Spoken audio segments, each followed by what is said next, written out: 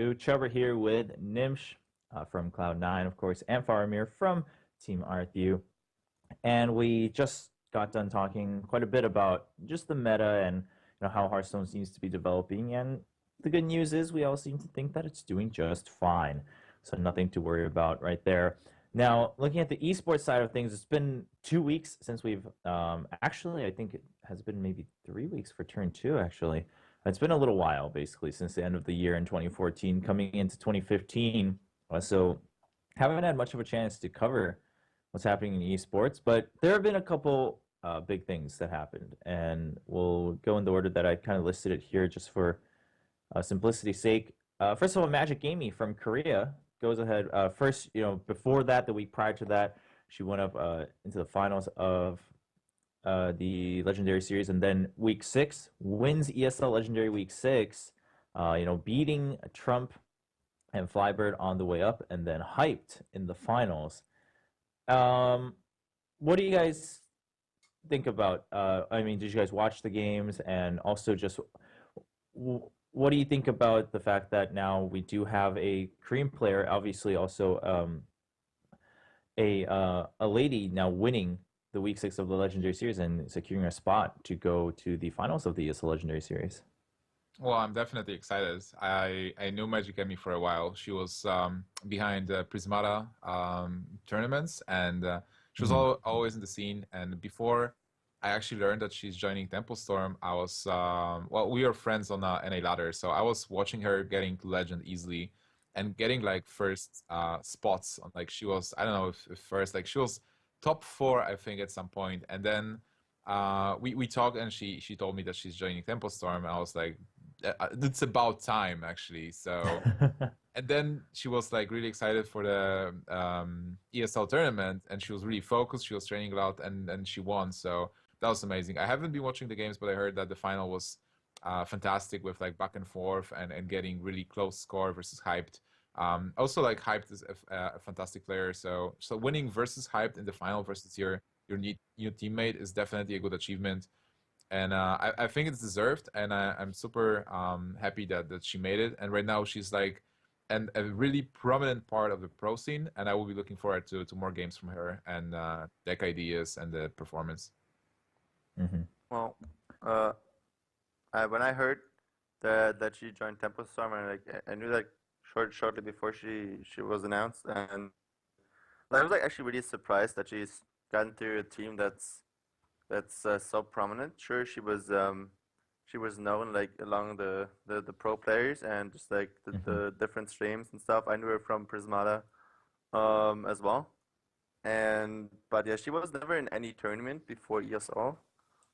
She doesn't have any tournament experience before that, so I was kind of surprised that they picked her up for Tempo Storm because that's actually a big team. They got a lot of accomplished players like Gara, like hyped as well. But I don't know. Reynad also picked up like what was the Magic player or something like that who never had played Hearthstone. So I don't really know what he needs for someone to get picked up. Definitely great for her that she won the ESL Legendary Series week 6 and qualified for that offline event. I think that's quite a big prize pool for the offline event. And yeah, it definitely benefited her that she plays a lot of ladder. As Nim said, she's definitely a great ladder player, and the Hmm. ESL format is really good for players that play ladder, because it's a best of one for 3 games, and then you have like if you still need a win, then it's going to into 2 best of 1s again. So that really benefits a player that plays a lot of ladder and plays a lot of decks that only need to win like best of one. So I'm really interested on how she performs in a conventional tournament format. I'm really interested to see that, and yeah, good luck to her. And I'm glad she found a team, and Yeah, let's see that's how that's that true. goes. What you mentioned about her success being the Legendary Series. It, perhaps it is that tournament format that fits her a little bit better, right? Because she's an avid ladder player. Now, for me personally, I was also just excited to see a Korean player, going to the finals and then winning that. Just because Hearthstone in Korea has been it's still pretty small, right? And now at GVG, and now finally with Android tablets being available, I think we got to give it some time to really see where it grows. But in the past year, it's been very small. I mean, when we saw Kranish uh, go up to the World Championship at BlizzCon, I mean, people had no idea who he was. I mean, we in Korea didn't know who he was until he joined our tournaments at OGN, and we were like, oh, okay, well, so you're a student. Great. I mean, like that's all we know about you. And that's kind of the scene, and that's kind of the scene in Hearthstone in Korea. So I was just also just as happy to see that someone who's been playing on NA for a while now has been a very just avid player, has been getting legend quite frequently, and now has a tournament result under her belt, and now on Tempo Storm. So personally, I'm hoping that maybe this will also help boost the Korean scene a little bit more. But as we all mentioned, right? So she joins Tempo Storm, and now personally, I do want to focus a little more on the fact that what do you guys think about Korea entering the scene a little bit more? Do you guys want to see more of that? What do you think maybe is necessary if you've spoken to some Korean players in the past? And then also, I don't want to focus on it too much, but I do want to touch on the fact that Hearthstone is a very different esport. And do you think, and this will be a broader discussion, but women as professional players in esports, right? For instance, in team games, oftentimes the biggest issue is you live in a team house. And there's just a lot of other logistics that go into that if you're going to have both genders on the same team. But for Hearthstone, that's not the case. So do you think maybe this is another avenue where Hearthstone just kind of lends itself to being more open to who can just join in at any time? Well, it's not the Well, case, not yet, let's say, because we are starting to get team houses, and right now we Right. have the Archon team house, and we have the Root team house, where in Root team house there's 6-0 Skaka, and Archon is like Farbat Hosty, and now Admirable, and I think KitKat is also moving. So even though it's Archon, there will be a couple of players, and from experience, I'd say, well, experience, there are poker houses. Like it's good to have. People interested in the same hobby and trying to excel at the hobby at one place where you can share experiences, discuss strategies, and play the game together, and where a couple of players are watching you, and you're grinding ladder and a couple of players are just watching and you're talking about it. So it really changes the perspective and you can get better at the game. So I feel like the team houses for Hearthstone are the thing, and they will pop out this year probably.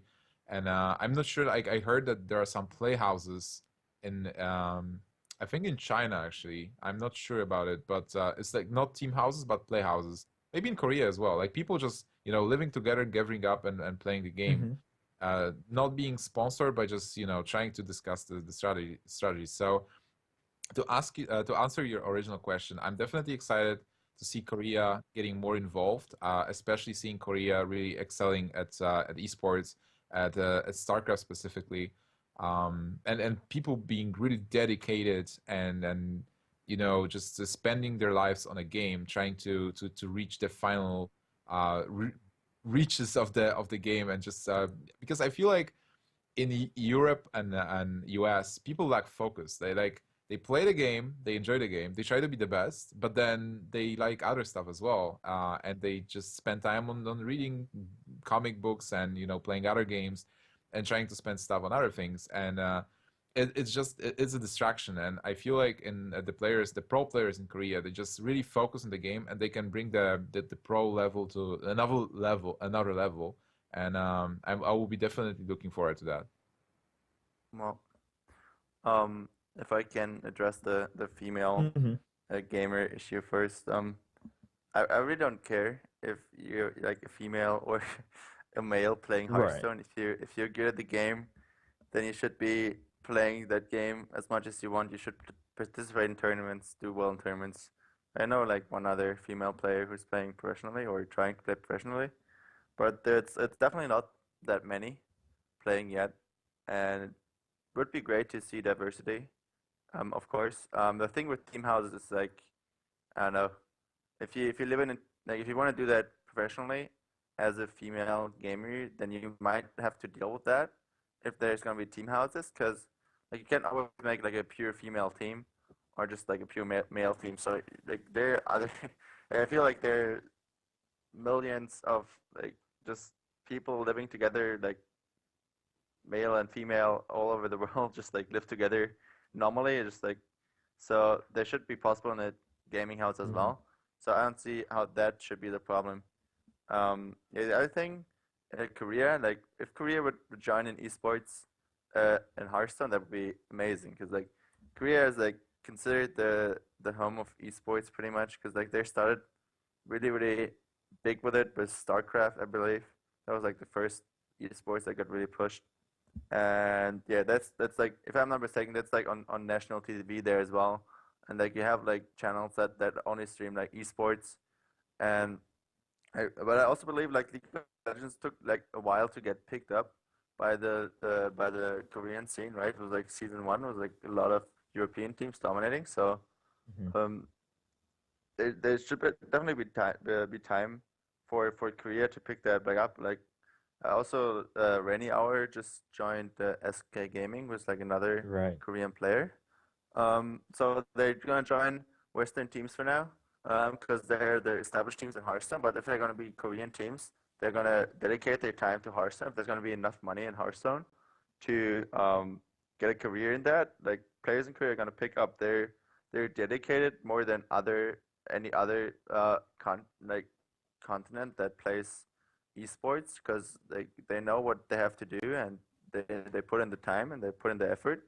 And Hearthstone is a little different because you don't it's not mechanic based, so it's not Yeah. you don't need to like practice 10 hours a day and you automatically get better at mechanics. It's more like the mindset you have to have and the matchups you have to know, stuff like that. Experience as well that makes you good at the game. So the practice times are not that much what it takes in Hearthstone, but it helps. And yeah, if there would be more Korean organizations, more Korean players joining the game, bringing it to another level, because like Europeans um, would be pushed by that as well. So that could only help if there's more competition, more different decks brought in. Like you see now, like China has a kind of different. They're still playing a lot of the same classes are popular, but they're innovating a lot of different things. It's hard in Hearthstone because there's not that many things that can innovate because it's only 30 cards. And but yeah, if you would get Korean events, if you could get events all over the world. I think there's like a Korean event in like 2 months, if I'm not mistaken, like a Hearthstone event. So that's gonna end up being more popular over there. That could definitely give the Mm. Hearthstone esports scene in particular a really big boost, and I'm looking forward to that. Yeah, I think you brought up a good point in that the mechanics, right? It's not a lot of muscle memory in Hearthstone or something like that.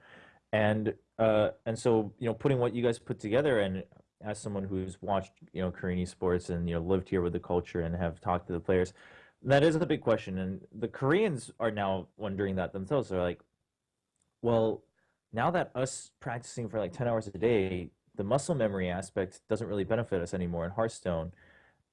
Maybe actually we just have to accept we're not the best. We're actually we have a far road to even be the best in Hearthstone, just because innovation was actually never Korea's strong point in any title. Taking an innovative idea and then perfecting it might have been, but again, that comes with the hours and something like that. And so, in a card game where sometimes, like you said, Nimsh, the element of surprise might be your strongest weapon at certain tournaments, that's not going to be Korea's strong point for now. And I'm glad we touched upon that because having talked to the Korean casters, especially, they're like, I really respect Kalento, I really respect Strifecro. Even if they didn't win this tournament, they're the ones that made this deck. They're the ones that everyone knows, and so hopefully we'll start to see that change. And like you guys mentioned, Faramir, like you mentioned, if there's a little bit more attention in the public sector to Hearthstone, the established teams in Korea will now set kind of resources up so that players are inclined to join them rather than just working remotely with a Western team.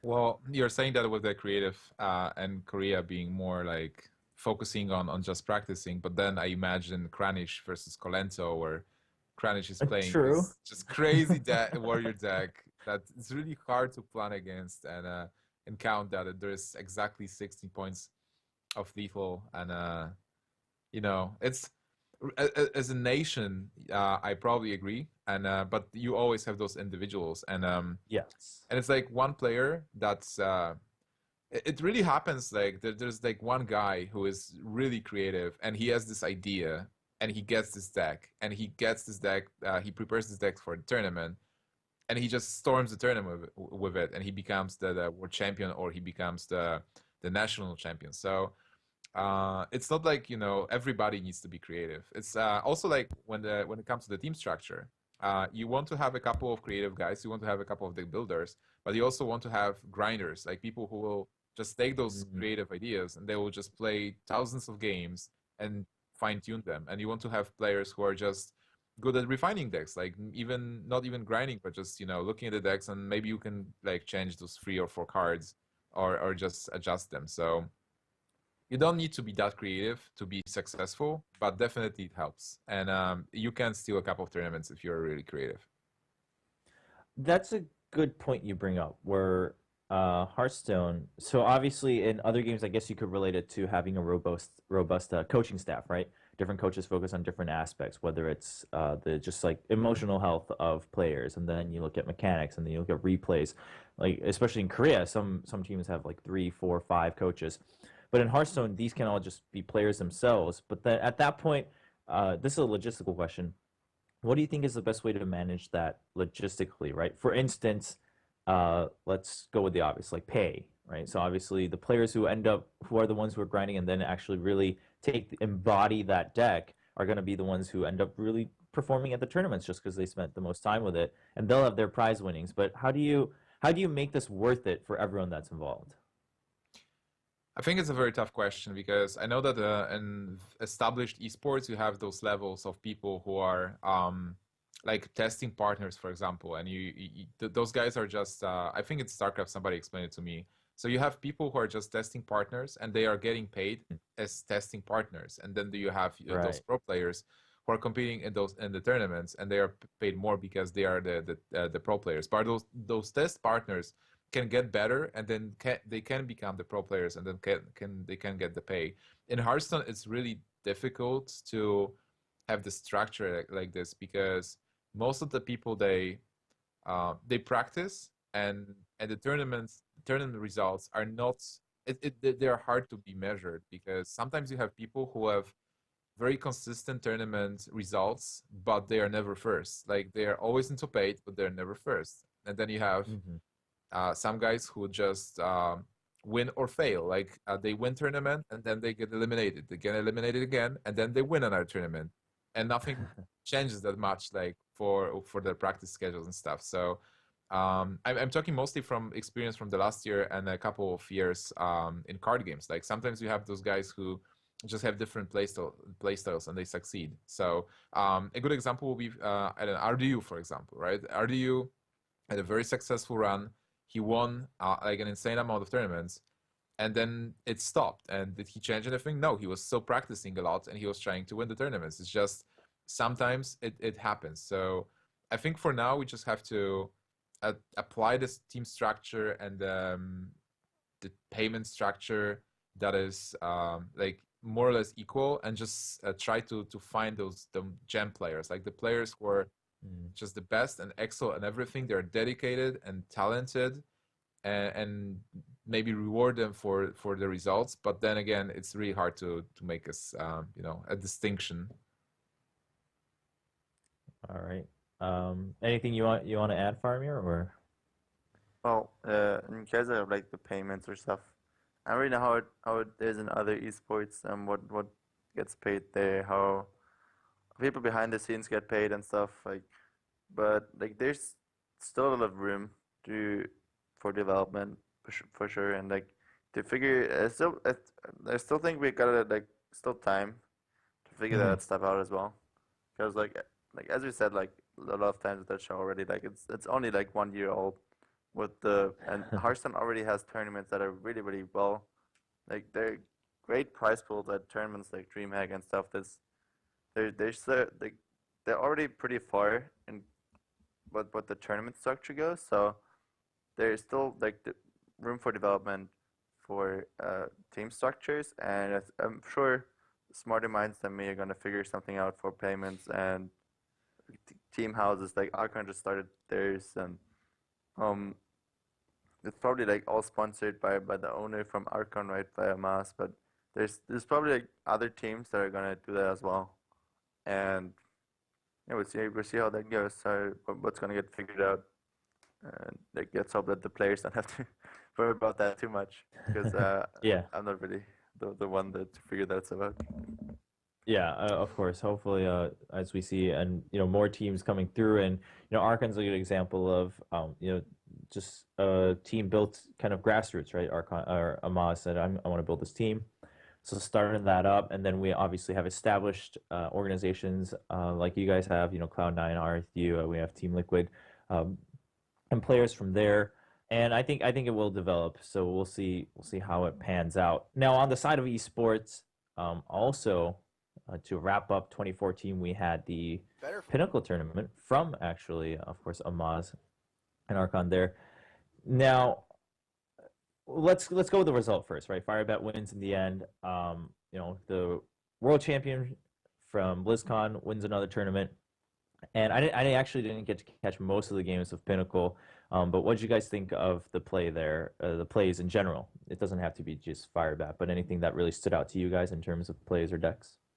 I liked Well, the coup format, which was the ban format, but you ban the deck in between matches. So like we normally you assign the ban before the match starts. So like I Mm-hmm. say I ban Warlock and you ban Warlock, so we don't play Warlock at all. But here it's like we start, and I, for example, start Mage, you start Warlock, and I'm like, all right, I will ban your Warlock, and then I'll take my Druid, and you take your, let's say, Mage, and you decide if you want to ban or not, if you want to play out the game. So that was cool. And it was funny when I was watching Tides of Time, because Tides was playing versus um, I don't remember who. I think Sixo. And Sixo was able to win 3-0 versus Tides of Time with a Paladin. Yeah. Because Tides didn't want to ban Paladin. Like, he probably wanted to ban Warlock. So he thought, I can defeat this Paladin. I can do something against it. And then Sixo just went 3-0 with Paladin. And Tides of Time is facing RDU, and RDU is Uh, taking his Paladin. And he insta-bans Paladin this time. yeah. So The that funny was like, part was he ended up facing Zigso again, and then he banned yeah. something else, and then they got three out by Warlock, and I was like, Yeah, the well, that's Zixosu how it came through. goes sometimes, I guess. And he was pretty salty after that. Oh well, that I that also watched happens, the I guess. final. Sixo versus Well, Firebat. That was a pretty exciting Mhm. final, a back and forth, and again Firebat bringing something new. And both Firebat and Sixo, I think that they are similar in playstyles, because they put like an insane volume of games. Like Firebats, I know James for some time already, so like we were practicing for the World Championships, the qualifiers, and then we talked a bit. And I met him recently again, because I met him at BlizzCon, obviously, but then I met him in France, and Fireball was playing Hearthstone all the time. In France, it didn't work for him. He was eliminated from the tournament pretty early, but still, he was just sitting there and playing Hearthstone all the time. Louder, playing versus Tides of Time, like just queuing, just queuing, just queuing. And Sixo is the same. Like Sixo plays Hearthstone also all the time, and those guys are focused. So not surprised to see them in the final. Firebat versus Sixo. It's like US biggest grinder versus European versus grinder. Well, Sixo is actually both European and US at this time. Yeah. Spending time in the well, US right now, and yeah. so that's cool, and a pretty cool match as well. Some new ideas, and yeah, definitely like a pinnacle of Hearthstone.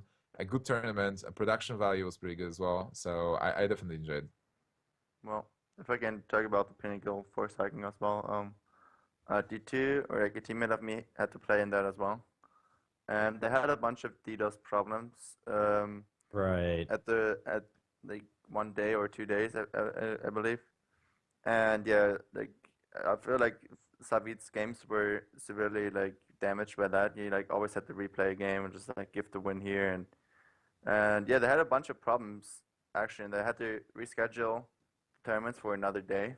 And the Hmm. cast is live, but it was pre-recorded, so the tournament, like the finals, actually not live, and the semifinals. So the two ended up like he's in Japan, so he has a different schedule than the NA people. So he had to end up playing like 11 hours when he already was up like 20 hours. So it was kind of poorly handled. But like sometimes things like that can happen in online tournaments, right?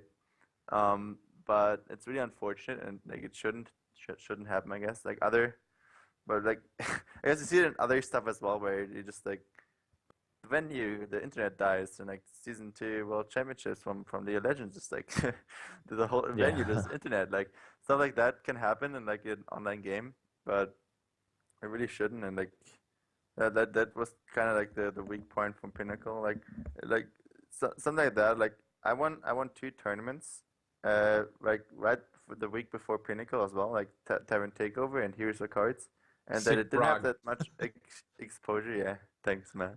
But like one of those had like sound issues as well, so they didn't get as much viewers as they used to.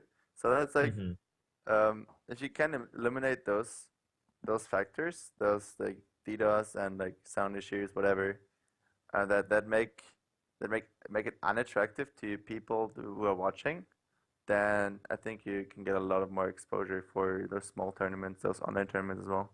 Like Well, I think Pinnacle had it's like a lot of exposure because it was another tournament from Amaz, right? And he brings a lot of following into the tournament scene anywhere. I think it's also always a question like, do you want to watch the live tournament or can you watch pre-recorded? Because I Right. like myself, I'm fine with pre-recorded stuff casted live. We did this for VGVN, and I was casting the tournament, but we had a lot of viewers, and people were really happy about the quality and everything. And also as casters, everything was super smooth because the players, they did play their games during the week. Then everything was recorded, and we were just running like 8-hour video and casting from that. So the breaks were pretty short, and we knew that there are no production issues possible, no DDoS because everything is played, and it was fun to cast and fun to watch. But people, they do love the live events, and in at live events they have to accept it. If you are watching like a purely live event, those things can happen. Like it's like some players can just lose internet, or the something can happen with the file or whatever. So Twitch can come down. I guess it affects both kinds of tournaments, but still, like, issues will Yeah. happen. Hopefully, only a few or none, but you have to accept it. Yeah, and so by all means, what even LAN events, right? You kind of have to expect technical issues. Not that they have to happen, but basically, something that I've been told even when I used to do music is you can't ever go into a performance or an event saying that you're going to do your 100%. You have to assume that you're actually only going to be able to do 99 no matter how hard you try. So then after that first hiccup happens, whether it's a power outage, right, at BlizzCon, or whether it's you mess up a play as a player, you have to then say, okay, that was my one mistake for this event, and then move on. And so from a production standpoint, that's a good attitude to have. But when it comes to online tournaments, right? Specifically, let's talk about DDoS because now it's become a very highlighted issue in the Hearthstone community. This is a issue that other titles and have dealt with a lot in online tournaments, and so the question really becomes: should we as a Hearthstone community have been a little bit more aware of all these steps and obstacles and hurdles that other titles have kind of gone through for us in terms of how to set up online tournaments and how to make it smoother so that we can minimize that? Or do you think because titles are different, obviously some things, for instance, the early stages of Hearthstone, there was no observer spectator mode, so it was up to the Hearthstone community to figure something out for that. Do you think these are the technical aspects are also a part of that, where every time a new title comes up, it's kind of on that community to learn, with their own hands and feet? Yeah, I definitely think we have to go through the learning process. Like the High Mom from DreamHack was one example that everybody was like surprised that it can happen. And we had a Mm, couple of dramas this year as well. We had a couple of problems, but the tournament organizers were figuring it out, like, more or less. And also Blizzard was really helpful with the stuff. Like, for example, for the EU qualifier for BlizzCon, the software just went down, and the same issue happened in Gamers Origin in Paris. But it's like we have to go through those things. Like some software needs to be developed, or we need to find a good software that you can run a tournament for like 500 people. and we need to get through like the safety procedures to avoid DDoS. And I'm sure we will face like some more problems when we encounter them. It's really hard to think about possible issues right now. Also, like Hearthstone can have those specific Hearthstone issues that can occur, and I think like community and organizers were pretty swift with reacting to those issues. But I would definitely expect some this year as well. Well, it's not gonna be Yeah. perfect from the start, right? Um, I guess we can learn some things from other esports, but pretty much always gonna be like an online game, right?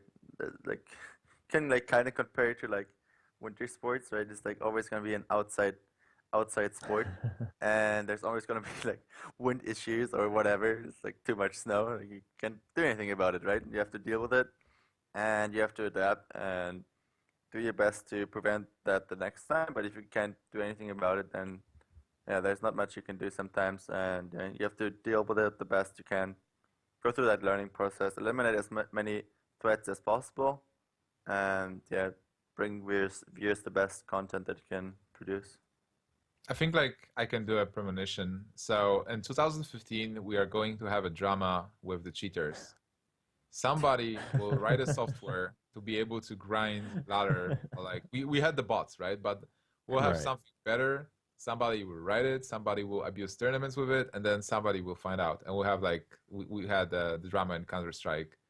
We'll have it in Hearthstone. We'll be chasing ghosts and soft Play one Ragnaros and deal 16 damage. Fun crit. card. Yeah, I mean, Crit. obviously not Crit something. Ragnaros. Not something we're looking forward to or happy per se, but I think you make a good point, Nimsh. You say it half jokingly, but I think that's the way to look at it. Is that these things are bound to happen, and like you said, Faramir, no matter how much you learn from other titles and what they went through and the history of esports, in the end, the internet is the internet, right?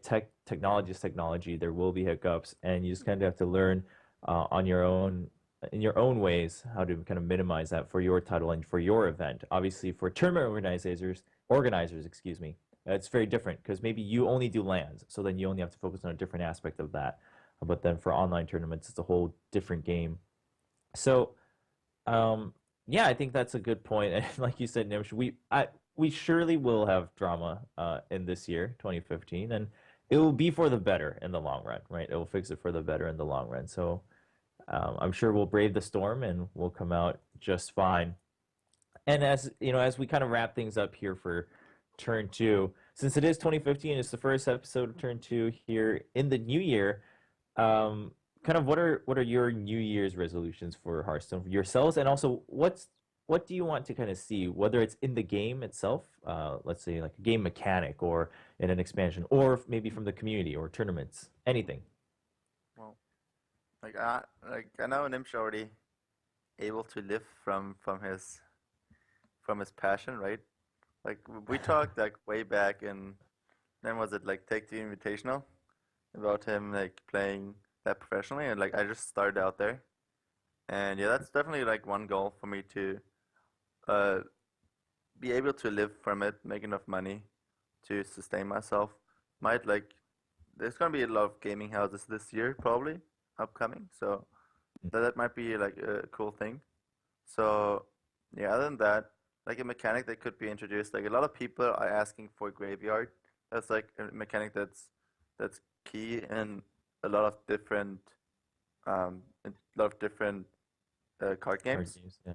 Um, but yeah, in Hearthstone, I can't see it right now.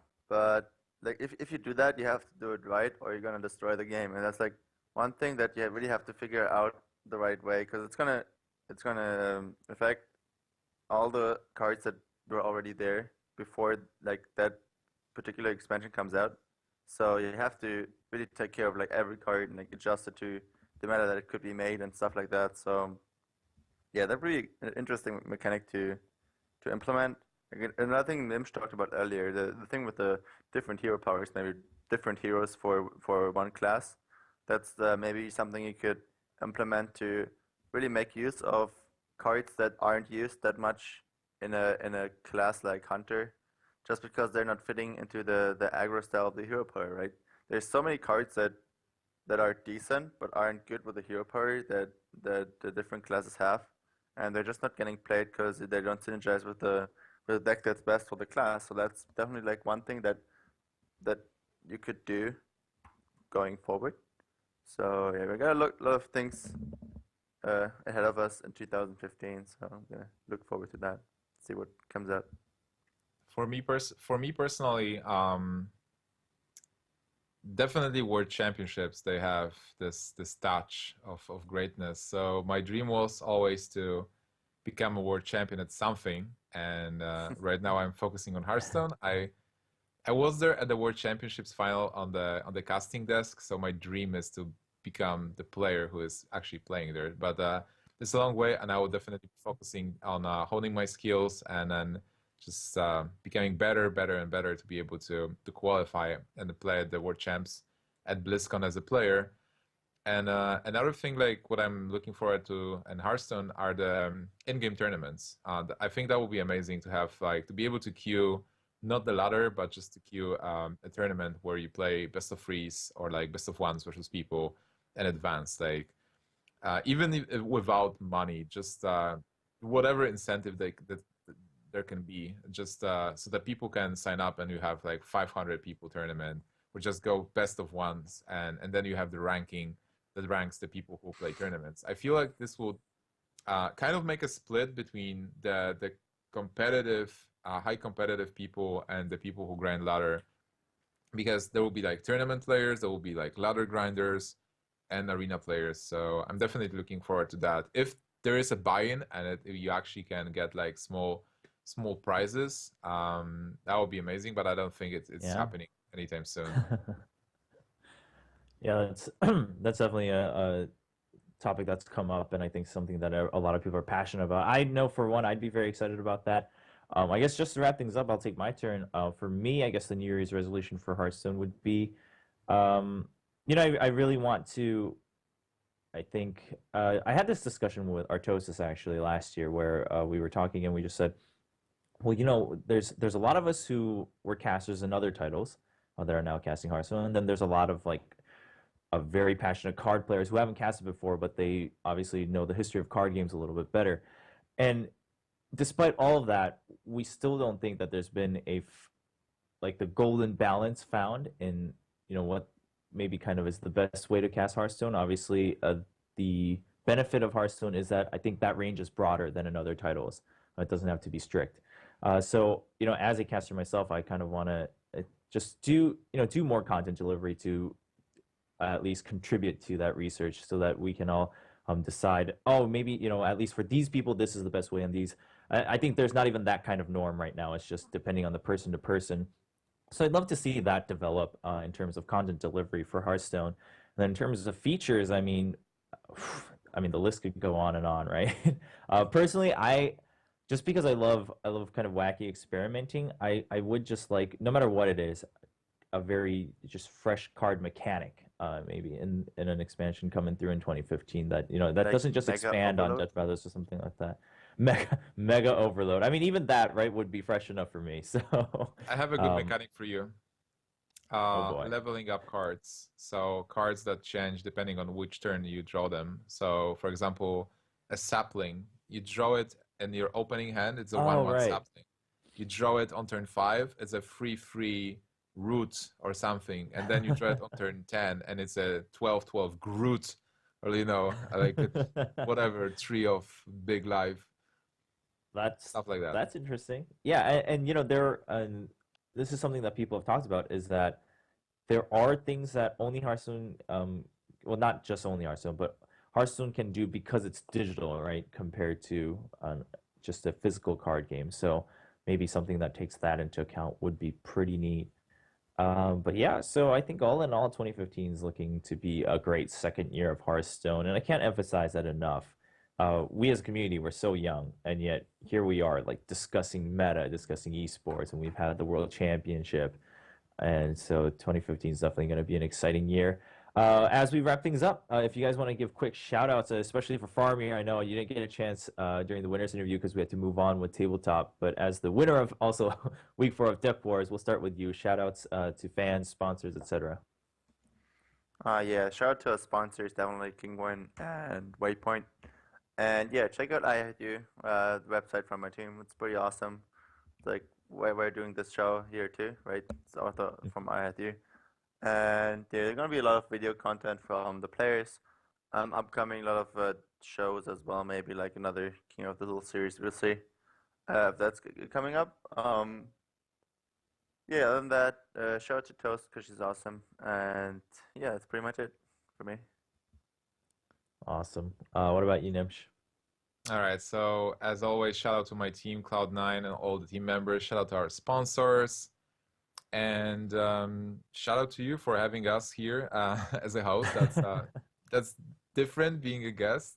So it was a very cool experience. And if you guys want, you can follow me on Twitch and Twitter. I started streaming in December. Like I wasn't streaming last year that much, but in December I started. So now I stream every day, almost from Monday to Friday, starting 10 a.m. CEST time. It's kind of late for US. It's like I think 1 a.m. in the night for EST, I believe, or PST. I'm not sure. Basically, it's on my channel, which is Twitch/Nimsh. Oh yeah. Yeah. Cool. If we can cut in again, like I'm gonna Oh start yeah. streaming. I'm gonna start streaming. Always forget that. I'm gonna start streaming next week. I got my computer set up. I'm gonna get my internet soon, so it's gonna be a lot of fun. I'm gonna stream a lot actually. Like all the time when I got time, nothing else to do, I'm gonna stream Hearthstone. So check it out. Gonna be at Faramir HS. And yeah, check me out at Twitter. I have you or IHU_Faramir and Facebook as well now. So Faramir HS. So yeah, check that out if you want to keep up to date and see what I'm doing all day. Thanks. Very nice. Yeah, and so all of our social media stuff for you guys watching, it's right under our camera, so you can go find us on social media, on Twitch. I think all three of us stream to varying degrees, and I stream mainly actually Hearthstone these days too. And so you can check that out. For me, I mean, of course, shout out to Machinima for hosting us here, and then of course iHeartU as this show continues on, powered by Kingwin.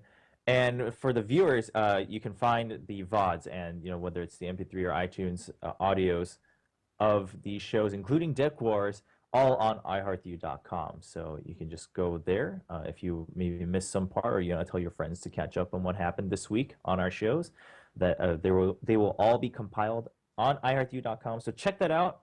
This was Chobra with Nimsh and Faramir for Turn 2, Episode 41, the first one of 2015. We'll be back next week with more Deck Wars, more Tabletop, and more Turn 2. Thanks for watching.